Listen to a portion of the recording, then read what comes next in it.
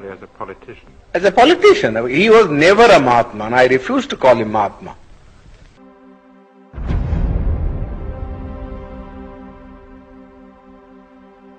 I've never in my life called him Mahatma.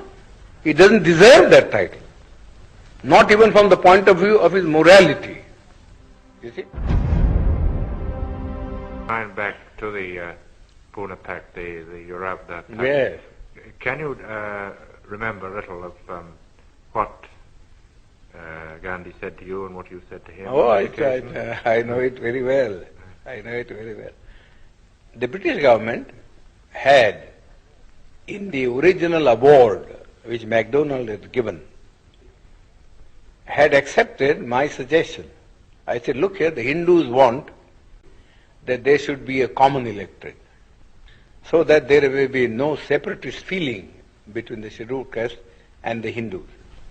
We think that if you have a common electorate, we would be submerged, and the nominees of the scheduled caste who would be elected would be really slaves of the Hindus, not independent people.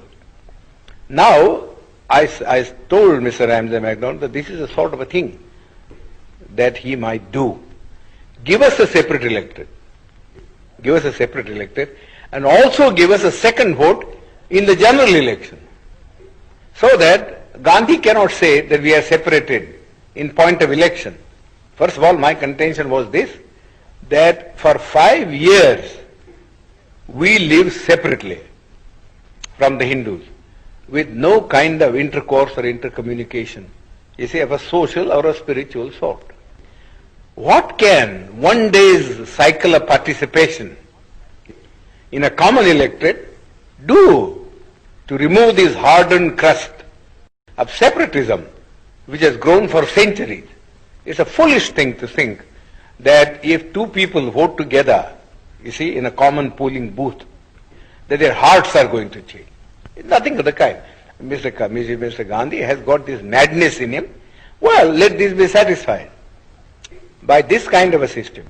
Give the untouchables 2 votes and give them a population representation of ratio, so that the weightage would be in terms of votes and not in terms of representatives, so that the Gandhi and others may not complain. That Ramsay MacDonald accepted. The award was really my suggestion. I wrote to him a letter from Naples that this is what I would like him to do, you see, so that there may be no trouble. This is exactly what he did. You see, gave us a separate electorate and also a vote in the general electorate. But Gandhi didn't want that we should send our 2 representatives. Therefore, he didn't want the separate electorate part of the award, and went on fast. Then they all came to me. They said, well, the British government said, if he agrees to abandon the award, then we have no objection. But we can't abandon the award ourselves. We have given the award, we have taken all things into consideration, and we think this is the basis. You have to read Ramsay MacDonald's letter. It's a very clear statement that we haven't done anything to aggravate the separation. In fact, we are trying to bridge it up by bringing the 2 sections together in a common electoral roll. But Gandhi's object was that we should not get a free, independent representative. Therefore, in the first place, he said, no representation ought to be given to us. That's how his stand in the Round Table Conference. He said, I recognize only 3 communities, namely Hindus, Muslims, and Sikhs. These are the only 3 communities that will have a political recognition in the Constitution. But the Christians or the Anglo-Indians or the scheduled caste will have no place in the Constitution. They must merge themselves in the general community. That was the stand that he had taken. Well, all his friends, I know, you see, were asking him how foolish was his attitude. His own friends had quarreled with him on this subject, that if you are prepared to give a special representation to the Sikhs and special representation to the Muslims, who are 1,000 times superior in strength and political and economic stamina, how can you deny it to the scheduled caste or to the Christian? He always used to say, oh, you don't understand our problem. That's all he was saying. Alexander even, who was a great friend of his, had a serious quarrel with him, as he told me. Then that French woman, who was his disciple, I forget her name now, she also had a great quarrel with him. That we don't understand this attitude. Either you say, we won't give anything to anybody. Let there be just a common role. Then we can understand that that's a democratic thing. Go on saying that you will give it to the Muslims and you give it to the Sikhs, but not to the scheduled caste, seems absurd. He could give no answer. He could give no answer. So we suggested this method. He also didn't, in the beginning, when he wrote a letter, Ramajima, he said, no, the scheduled caste should have nothing. No representation. You see. Then his own friend said to him, this was asking for too much. You see, nobody would support you in this matter. Then Malviya and others came to me and said, well, could you not help us to solve this problem? You see, I said, well, I don't want to solve this problem by sacrificing what we have been able to get from the British Premier. So you went to Pune? I suggested alternative formula.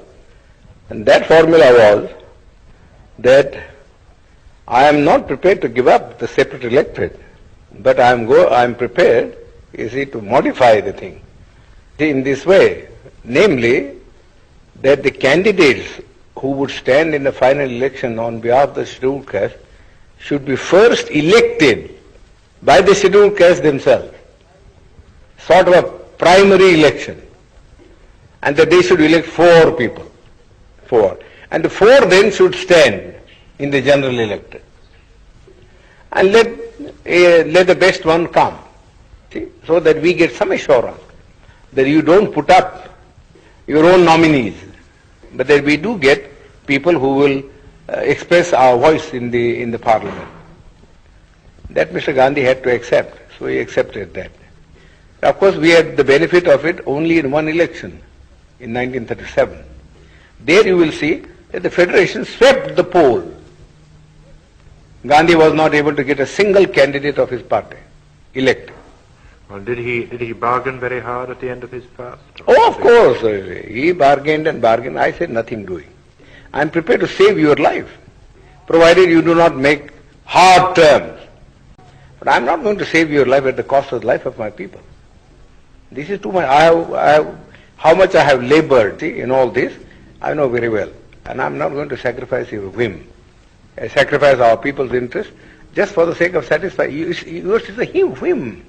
How can one day's common election alter the situation? Simply cannot alter the situation. So really he worked entirely as a politician. As a politician. He was never a Mahatma, and I refuse to call him Mahatma. I've never in my life called him Mahatma. He doesn't deserve that title. Not even from the point of view of his morality. You see?